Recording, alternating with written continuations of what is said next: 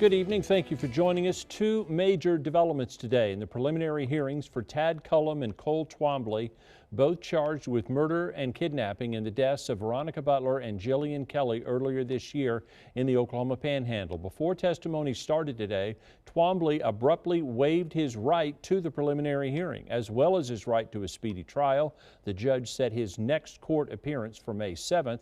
ABC 7's Reagan Lopez was back in the courtroom in Guyman today and has more details on the testimony. Paul Grice, another one of the defendants in the killings of the two women, continued his testimony, sharing that he was brainwashed by Tiffany Adams, who was in a bitter custody battle with Veronica Butler. Jillian Kelly was with Butler, as she was the court-appointed supervisor for Butler. It was revealed in court that Kelly was stabbed with so much force her neck and spinal cord separated, making her paralyzed from the neck down at the time of her death.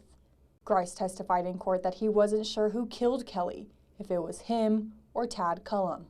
The court also heard from Jamie Beasley, the man who owns property that was leased to Tad Cullum, and which turned out to be where Cullum, Grice, and Cole Twombly buried the victims' bodies in a freezer. Beasley testified that Cullum called him a week before the killings, asking about cameras overlooking the highway where they'd be transporting the bodies of Butler and Kelly. Beasley also shared on March 29th, the day before the murders, that Cullum offered to clean up trees and bury leftover concrete on Beasley's property. Concrete was later found on top of the freezer that held the remains of Butler and Kelly. When testimony ended, the judge ordered Cullum to be bound over for trial on 2 counts of first-degree murder, 1 count of conspiracy, 2 counts of unlawful removal of a dead body, and 2 counts of unlawful desecration of a human corpse. If convicted on the murder charge, he faces the possibility of the death penalty.